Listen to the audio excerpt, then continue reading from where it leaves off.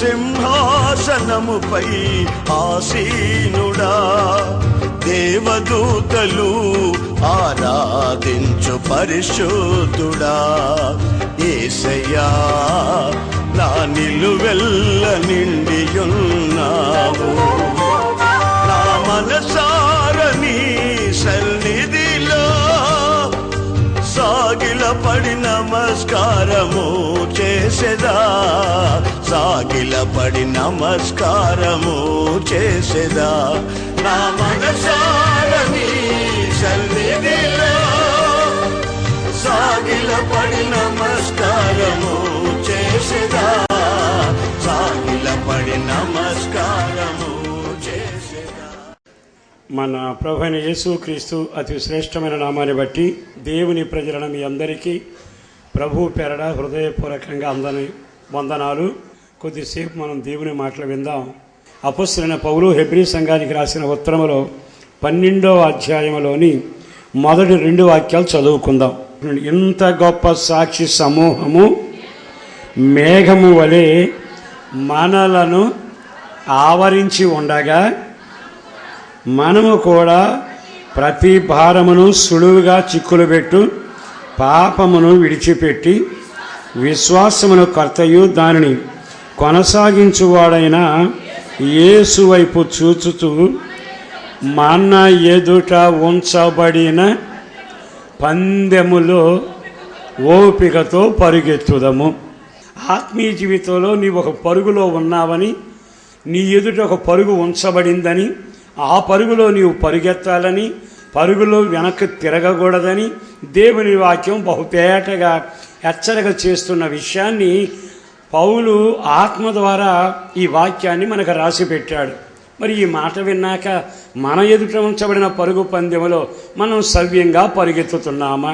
మనం పరిగెత్తే ఈ పరుగులో దేవుడు కోరుకున్నట్టుగా పరిగెత్తుతున్నామా? మనల్ని దేవుడు నాశన ఊబిలోను పాపపు కోపములోను మనం బ్రతుకుతున్న రోజులలో యేసుదేవుడు తన అమూల్యమైన రక్తాన్ని శిలువలో కార్చి మనల్ని కడిగి మనల్ని ఈ పరుగులో పెట్టాడు. కనుక విశ్వాసకర్త అయిన యేసును చూస్తూ ఆయన యొద్దకు మనం పరుగెత్తుదుముగాక. అంటే పరుగులో మనం ఎక్కడికి చేరాలంటే యేసు ఉన్న చోటికి చేరాలి. యేసు నియమించిన ఆ పరుగులో ఆయనను చూస్తూ ఆయన దగ్గరకే మనం పరుగెత్తాలి అనేది ఇదట మన ఎదుట ఉంచబడిందట. ఎవరికి వాళ్ళు వాక్యం చదివేటప్పుడు మన ఎదుట ఉంచబడిన పరుగు పందెం అని చదవబాకండి, నా ఎదుట ఉంచబడిన పరుగు పందెం. మరి ఈ పరుగు పందెములో నువ్వు పరిగెత్తగలుగుతున్నావా? మనం ఈ లోకంలో పరిగెత్తేటప్పుడు ఎలా పరిగెత్తాలి?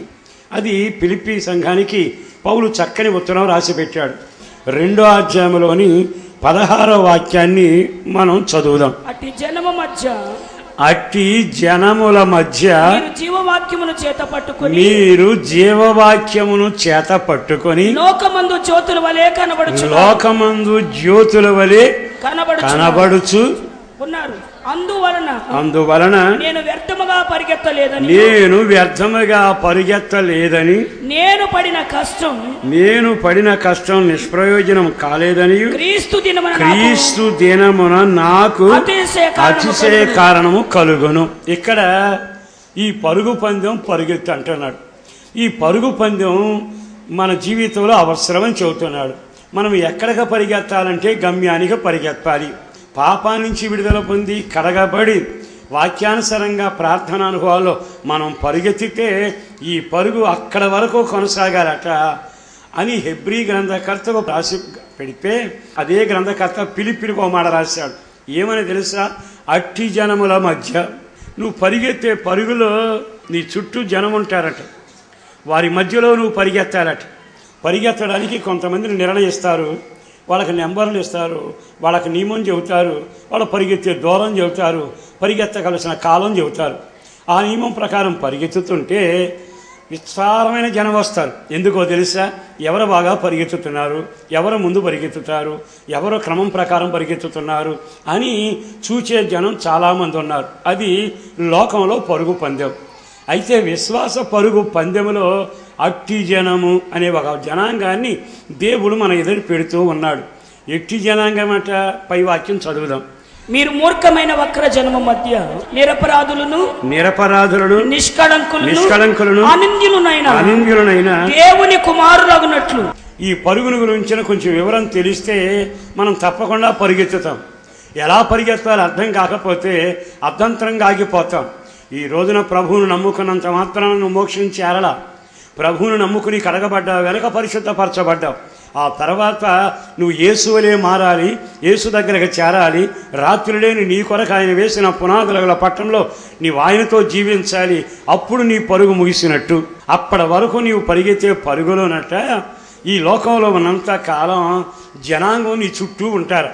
ఎవరయ్యా అంటే వీరు మూర్ఖులైన.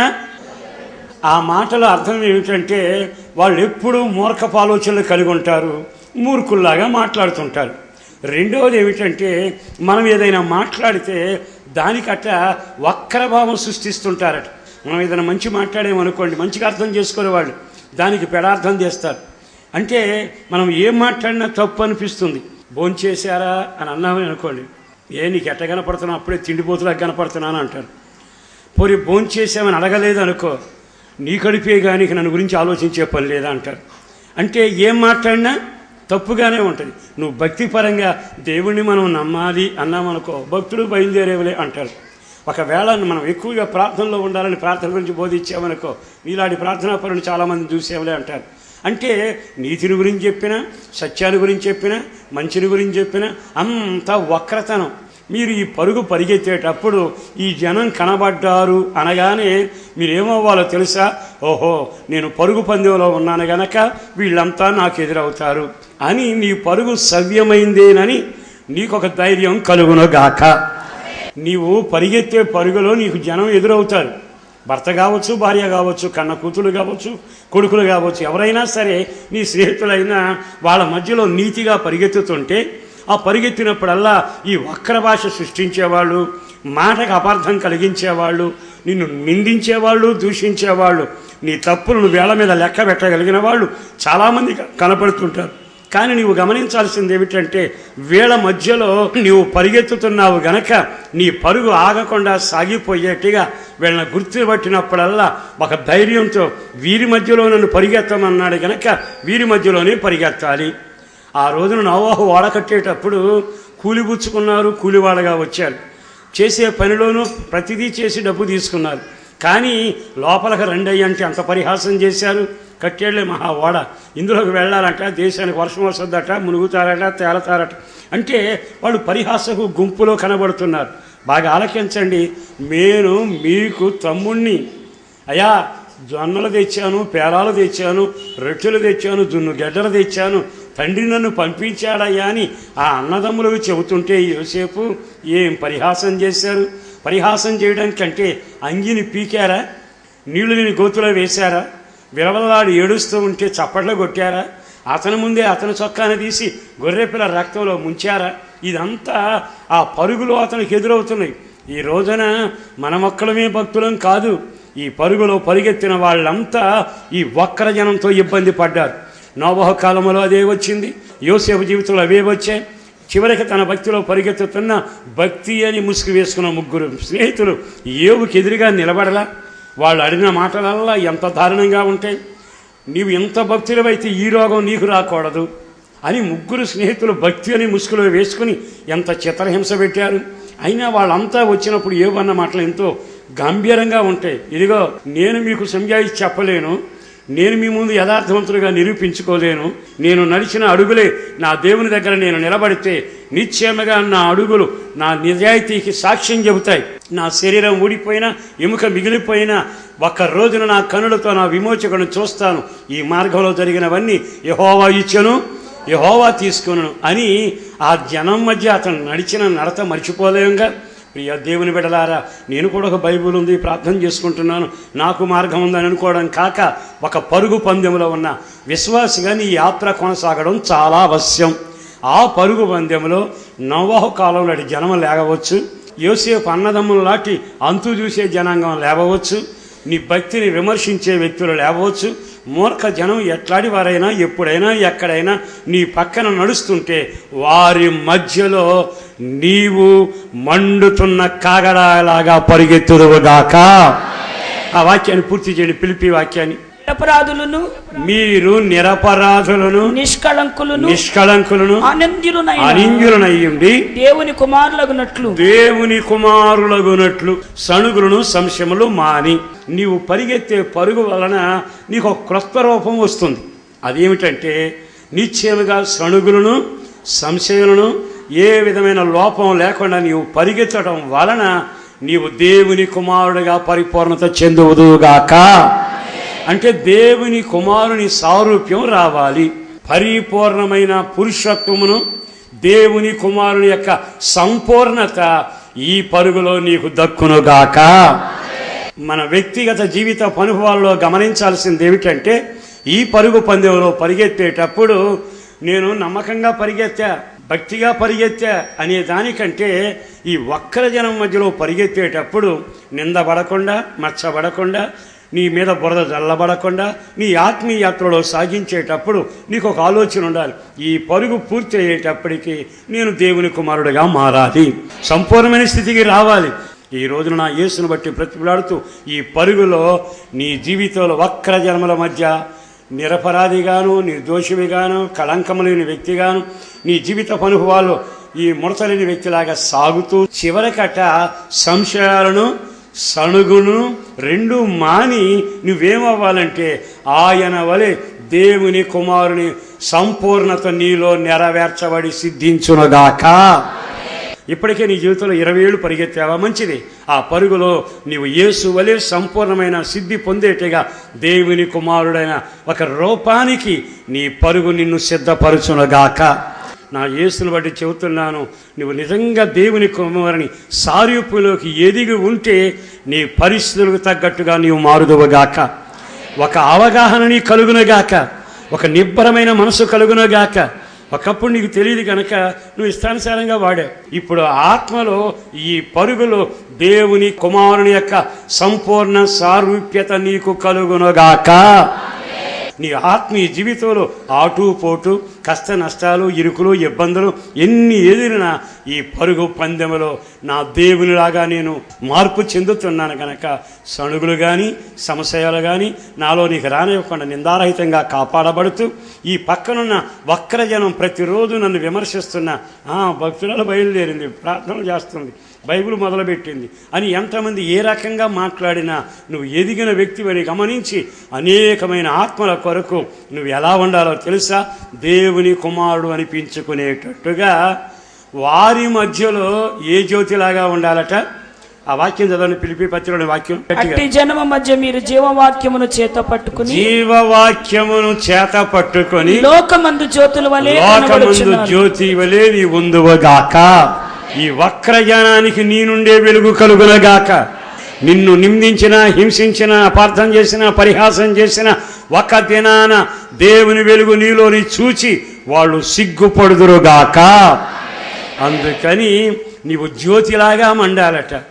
ఈ రోజున మన వ్యక్తిగత జీవితంలో మన మీద పెరిగిపోవడానికి కాదు కానీ క్రీస్తు యేసులో ప్రతి దినము మనం తగ్గించబడుదుముగాక. మనలోని వెలుగు మనతో ఉద్యోగస్తులు చూడాలి, మనలోని వెలుగు మనతో ఆడుకునే వ్యక్తులు చూడగలగాలి. అనేకులకు దేవుని వెలుగును చూపగలిగిన వ్యక్తిలాగా నీవు ఈ పరుగు పందెములో పరిగెత్తుదువుగాక. వారి మధ్యలో నీవు ఎలా ఉండాలంటే దేవుని వాక్యం పట్టుకొని. కొంతమందికి వాక్యం పట్టుకోవడం అంటే మహాసిగ్గు. ఇక్కడ కూడా బైబిల్ పట్టుకోవాలా అంటే అర్థం ఏమిటి? వాక్యం పట్టుకోవడం అంటేనే ఒక బాధాకరం. ఒక మాట చెప్పాలంటే సర్వసృష్టి కలిగింది ఒక్క మాట వలనే, కలుగునుగా కాని మాటేగా. ఆ మాటేగా శవానికి ప్రాణం ఇచ్చింది, ఆ మాటేగా శతాధిపతి పనివాడిని బాగు చేసింది. ఈ మాట లేకుండా నీకు మనుగడ లేదు, ఈ వాక్యం లేకుండా నీకు జీవం లేదు, ఈ జీవగ్రంథం లేక నీకు క్షేమం లేదు. నీకు చదువైనా, జ్ఞానమైనా, తెలివైన, బలమైన, ఉద్యోగమైన ఏది కలిగినా అన్ని నా దేవుని మాటలో నుంచి నీకు దీవెన ప్రవహించునుగాక. జీవవాక్యమును చేతబట్టి అంటే నీవెల్లప్పుడూ జీవం కలిగిన వ్యక్తిలాగా కనపడుతూ ఈ పరుగు పందెములో మండుచున్న జ్యోతిలాగా పరిగెత్తాలి. కానీ ఇంకొక మాట చదవండి. నేను వ్యర్థముగా పరుగెత్తలేదనియు నేను పడిన కష్టం నిష్ప్రయోజనము కాలేదనియు క్రీస్తు దినమున నాకు అతిశయ కారణము కలుగును. క్రీస్తు దినమున నాకు మీరు అతిశయ కారణం. ఈ మాట అర్థమైందా? పౌలు అంటున్నాడు, ఇంతగా మీరు పరిగెత్తితే ఆ పరుగులో వక్రజనం మధ్య నా కొరకు దేవుని కుమారులుగా మీరు మారుతూ పరిగెత్తుతారు. ఇదంతా అయినాక ఒక రోజున మీరు నేను అక్కడికి వస్తాం. పరుగు పందెంలో పరిగెత్తిన వాళ్ళకి ఎలాంటి కిరీటం ఇవ్వబడుతుందో అక్కడికి నేను పరిగెత్తాక నా పరుగులో నాకు కిరీటం ఇవ్వబడుతుంది. ఏమిటా కిరీటం అంటే మా అతిశయం మీరే. కనుక మీరంతా నాకు కిరీటముగా మారుదురుగాక. పరిగెత్తినందుకు మీకేం జరుగుతుంది? బైబిల్లో రాయబడిన చక్కని మాట, మన పరుగులో అనేకులకు వెలుగునిస్తాం, మన పరుగులో సంపూర్ణ సిద్ధి దేవుని కుమారుడిగా మారతాం. మూడో లాభం ఏమిటంటే మీరు ఆ దైవజనుని కిరీటములో రత్నాలలాగా ప్రకాశించుదురుగాక. అందుకని ఈ పరుగు మన ఎదుట ఉంచబడింది. ఇక రెండో పరుగు గురించి చెబుతా. అదేమిటంటే బైబిల్లో అపోస్తుల కార్యంలో చాలా తేటగా రాసిన ఆ వాక్యాన్ని కూడా మీకు జ్ఞాపకం చేయాలని నేను ఆశపడుతున్నాను. 20వ అధ్యాయము 23వ వాక్యం 24వ వాక్యం. బంధకములను శ్రమలను నా కొరకు కాచుకొని ఉన్నవని పరిశుద్ధాత్మ నాకు సాక్ష్యం ఇచ్చుచున్నాడని తెలియను. అయితే దేవుని కృపా సువార్తల గురించి సాక్ష్యమిచ్చుట యందు నా పరుగును నేను. ఇక్కడ మరొక పరుగు రాయబడింది. ఇదేమిటంటే సాక్ష్యపు పరుగు. అంటే నీవు పరిగెత్తేటప్పుడు నీ సాక్ష్యాన్ని కాపాడుకోవాలి. ఇక్కడ రాయబడుతుంది శ్రమలు వచ్చాయట, బంధకాలు వచ్చాయట. చదవండి, బంధకములను శ్రమలను నా కొరకు కాచుకొని ఉన్నవని పరిశుద్ధాత్మ ప్రతి పట్టణంలోనూ నాకు సాక్ష్యం ఇచ్చుచున్నాడని తెలియను. అయితే దేవుని కృపా సువార్తను గురించి సాక్ష్యమిచ్చుట యందు నా పరుగును యేసు ప్రభు దేవుడని ఆయనను గురించిన సువార్త భూలోకంలో చెప్పాలి. అది నా సాక్ష్యం ద్వారా బట్టబయలు కావాలి. మరి నిజంగా నువ్వు సాక్ష్య పరుగులో పరిగెత్తుతున్నావా? చాలామంది సాక్ష్యంలో పరిగెత్తుతారు, నేను కాదంటలా. ఒకప్పుడు నేను కుష్ఠరోగినండి, నన్ను ముట్టి దేవుడు బాగు చేశాడు, అందుకు నేను సాక్షిని. ఇది స్వస్థతకు సంబంధించిన పరుగు. ఒకప్పుడు కటికి దరిద్రుడిని, తినడానికి తిండి లేక చచ్చిన నన్ను ఈ రోజున ఒక ఐశ్వర్యవంతుడిగా దేవుడు మార్చాడు. ఆయన నమ్మదగిన వాడు, అందుకు నేను సాక్షిని. దేవుని ఐశ్వర్యాన్ని అనుభవించి దరిద్రతలో నుంచి విడిపించిన ఆయన ఐశ్వర్యానికి నీవు సాక్షివి, తప్పేమీ కాదు. నా జీవిత అనుభవాలలో ఒకప్పుడు త్రాగుబోతానండి, ఈరోజు నేను రక్షించబడి దేవుని గ్రంథం పట్టుకోవడం ఆయన కృప అని పాపిగా ఉన్న నీవు పరిశుద్ధుడిగా మార్పు చెంది ఆయన ద్వారా కృపలో సాగుతుండగా ఒకనాటి పాపిని నన్ను పరిశుద్ధుడిగా మార్చాడు అని ఆయన రక్షణను గురించిన సాక్ష్యం చెబుతావు. ఇది రక్షణ పరుగు. ఇప్పుడున్న మాట ఏమిటంటే నా కొరకు శ్రమలు కాచుకొని ఉన్నాయి, నా కొరకు బంధకాలు కాచుకొని ఉన్నాయి, నా యొక్క జీవితాన్ని నాశనం చేయాలని గర్జించు సింహములాగా వాడు కాచుకొని ఉన్నాడు. బాగా ఆలకించండి. ఈ లోకంలో మనం పరిగెత్తేటప్పుడు మనకి కష్టాలు కాచుకొని ఉంటాయి, కొన్నిసార్లు ఇబ్బందులు కాచుకొని ఉంటాయి. ఇది భూ సంబంధం. కానీ ఆత్మీయ జీవితంలో నీ పరుగు పరిగెత్తేటప్పుడు నీ చుట్టూ కొన్ని కాచుకుని ఉన్నవి. వాటిని అధిగమించి మన సాక్ష్యాన్ని కొనసాగించదుముగాక. ఇది సువార్త విషయమైన సాక్షి పరుగు.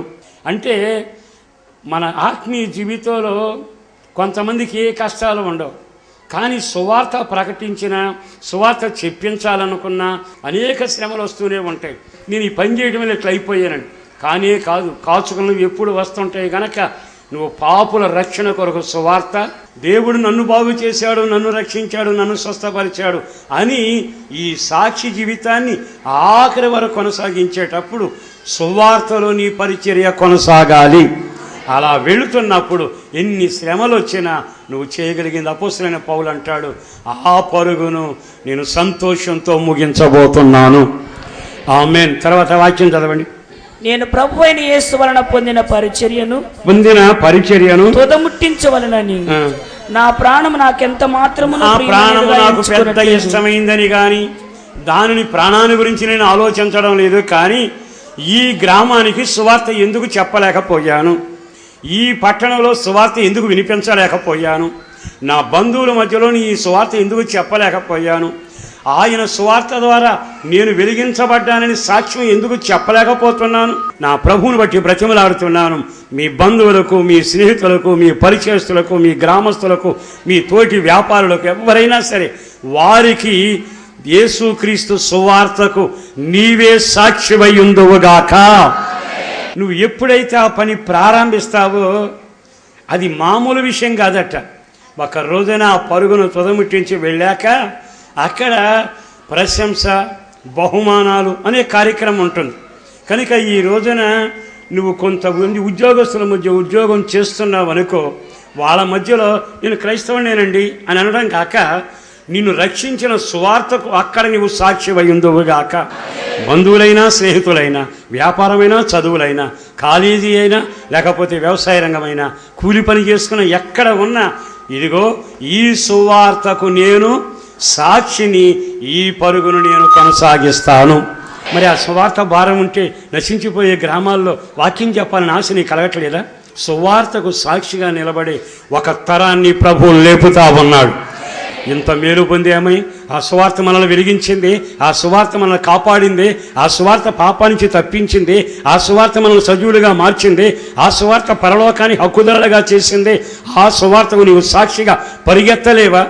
ఈ రోజైనా నీ పరుగు తిండి కోసము, వెండి కోసము, పదవి కోసము కాకుండానట్లుగా సువార్త పక్షాన నీవు సాక్షివై ఈ పరుగులో పరిగెత్తుదువుగాక.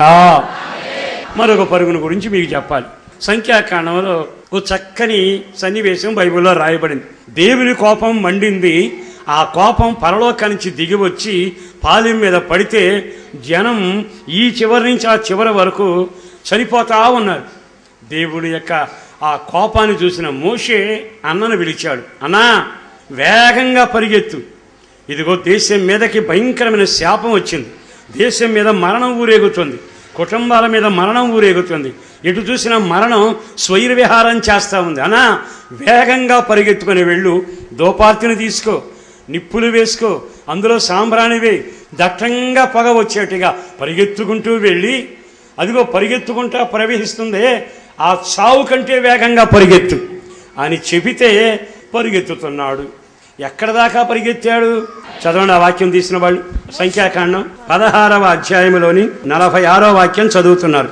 అప్పుడు మోషే, నీవు ధూపార్తిని తీసుకుని బలిపీఠపు నిప్పులతో నింపి ధూపం వేసి వేగముగా సమాజమునొద్దకు వెళ్ళి. ఈ సమాజంలో ఏముంది? ఇప్పుడు మరణం పరుగులెత్తుతా ఉంది.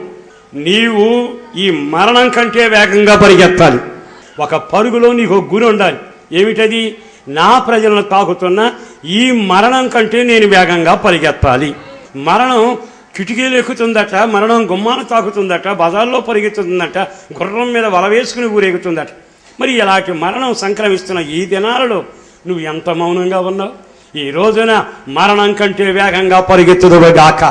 జీవవాక్యాన్ని పట్టుకున్నవాడా, ఇదిగో సువార్తకు సాక్ష్యాన్ని పరిగెత్తినవాడా, ఇప్పుడు నువ్వు మరణాన్ని ఆపగలిగిన పరుగును తీసేదవుగాక. అట్టి ప్రార్థనా పరుగు నీకుండునుగాక, అట్టి రోధించగలిగిన వేగం నీకుండునుగాక, దేవుని పాదాల పట్టుకుని బ్రతిమలాడుకునే కృప నీకుండునుగాక. ఇక్కడ చూస్తే చుట్టూ పొంచి ఉన్న పరిహాసాలు, ఇరుకులు, ఇబ్బందులు ఉన్నాయి. ఎక్కడికి వస్తే మరణం పక్కన నడుస్తుంది, మరణం వేగంగా పరిగెత్తుతుంది. దానిని చూచాక నీ వేగం పెంచబడునుగాక. ఈ రోజున నిజంగా అట్లాంటి తల్లివైతే నీవు మందిరంలో పడి మానక చేతుల పైకెత్తి ఈ ప్రార్థన ఒక్క గడి ఆగదు, ఒక్క క్షణం ఆలస్యం కాదు, ఉన్న సమయాన్ని వాడుకుంటా. నా దేశాన్ని ప్రజలు భయంకరమైన మరణ పంచుల్లో ఉన్నారు. ఎక్కడ చూసినా మరణ హోమం, పిల్లలను చూసినా, తల్లులను చూసినా, ఆస్తులను చూసినా, సేవకులను చూసినా సర్వనాశనం చేస్తూ వాడు మరణం భయంకరంగా పరిగెత్తుతుండగా వాడికంటే వేగంగా నేను పరుగెత్తుతాను. మన ఎదుట ఉంచబడిన పరుగు, మన ఎదుట ఉంచబడిన ఈ పరుగులో అతి వేగంగా పరుగెత్తుదాం. ప్రియ దేవుని బిడలారా, నా యేసును బట్టి బ్రతిమలాడుతూ చెబుతున్నా, ఏదో మన మట్టికి మనం బ్రతుకుతున్నాం. ఇల్లు ఉంది, పొలం ఉంది, బండి ఉంది, శుభ్రంగా తిండి ఉంది, కంటికి నిద్ర ఉంది, అన్నీ బాగున్నాయి అని అనుకోవడం గాక మనం పక్కన చూస్తే మరణం పరిగెత్తుంది.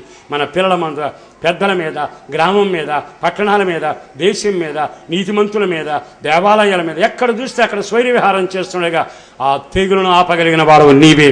దానికి విరోధంగా చేతులు ఎత్తగలిగిన వాడు నీవే. దాని కొరకు ప్రార్థించగలిగిన వాడు నీవే. ప్రభు నిన్ను నమ్మాడు, నువ్వు పరుగెత్తుతావని, ఖచ్చితంగా ఆపుతావని, చేతులెత్తి ప్రార్థిస్తావని, ధూపం వేస్తావని నా దేవుడు నిన్ను నమ్మాడు. ఆ రోజున మోషే అహరోనును కేక వేసినట్టుగా ఈ రోజున నా దేవుడు నిన్ను కేక వేస్తున్నాడు. అహరోన్, పరిగెత్తు, పరిగెత్తు, పరిగెత్తు, పరిగెత్తు. నీ ఎదుట ఉంచబడిన ఈ పరుగు పందెములో మరణం ఆపగలిగిన పరుగు పరిగెత్తే వీరుడవు నీవేనయ్యా. మరి ఈ రోజున ఈ మాటలు వింటున్నాకైనా నిజంగా నీవు పరుగెత్తగలుగుతున్నావా? నీకు మోకరించడానికి టైం కాదు. నేను చూస్తా ఉన్నా, ఆసక్తిగా ఉన్న వాళ్ళు ప్రార్థనలో సాగుతున్నారు. ఏమండి, ఇదివరకు ఉన్న ఆసక్తి లేదండి, పెద్దగా ప్రార్థన చేయలేకపోతున్నాను అంటూనే చల్లబడిపోతా ఉన్నారు. నువ్వెవరవో నీకు తెలియకపోతే, నీ ఎదుట ఉంచిన పరుగు పందెంలో నువ్వు పరిగెత్తకపోతే రేపు లెక్క చెప్పాలి. జాగ్రత్త. నీ పరుగు ఏమిటో తెలుసా? సాతాను పైన నాకు ఎప్పుడు జయమే కలగాలి, లోకాన్ని నాశనం నుంచి నేను కాపాడాలి. నా పరుగులో మరణం కంటే నేను ముందు పరిగెత్తాలి, మరణం కంటే నేను ముందు పరిగెత్తాలి, సాతాను కంటే నేను ముందు పరిగెత్తాలి. నా చేతిలో మంట ఉండాలి, నా చేతిలో ధూపం ఉండాలి, నా చేతిలో అగ్ని ఉండాలి, నా చేతిలో ప్రార్థన ఉండాలి. ఒక్క క్షణం ఆ చేయగలిగితే ఆ రోజున మరణమట అతి వేగంగా పరిగెత్తుకొచ్చి ఎదురుగా నిలబడిన అహరోను అలా పేరు చూసిందట. అహరోను అంటున్నాడు, ఇదిగో ధూపం, నీవు నేను పరిగెత్తావు, నువ్వు పరిగెత్తేటప్పుడు నీతో పరిగెత్తుకుంటా వచ్చా, నీకంటే ముందుగా పరిగెత్తుకుని వచ్చా. నేను ఇక్కడ నిలబడింది నీ కళ్ళు కనపడకుండా చేయటానికి. ధూపం వేస్తే బాగా పొగ కమ్మింది అనుకోండి, మన వాళ్ళు అనేది ఏంటి తెలుసా? అసలు ఏం కనపట్లేదండి, ఏ వస్తువు ఉంది అక్కడ అర్థం కావట్లేదండి అని మన వాళ్ళు ఎంత వేదన పడతారు అంటే పొగ కళ్ళు కనపడకుండా చేయగలదు. ఈ రోజున సాతానుని కళ్ళు కనపడకుండా పరిగెత్తకుండా నిలబెట్టేట్టుగా చేయగలిగిన దట్టమైన పొగ కల్పించగలిగిన ప్రార్థనా ధూపార్తి నీ చేతిలో ఉండునుగాక. అట్టి పరుగు నీవు పరిగెత్తాలి.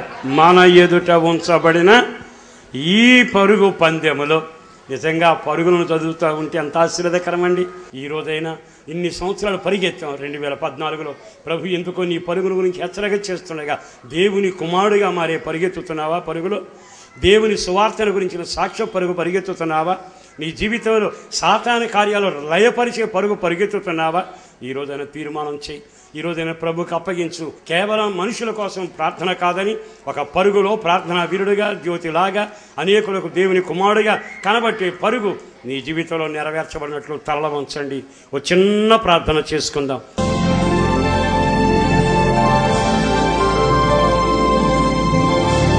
జీవాధిపతి అయిన తండ్రి, వందనాలయ. ఈ మాటలు వింటున్న వారు, ఈ కార్యక్రమంలో పాల్గొందిన వాళ్ళంతా దీవించబడాలి. మా పరుగు గమ్యం చేరాలి, మా పరుగు ఆశీర్వాదకరంగా ముగియాలి. సణుగులు సంశయాల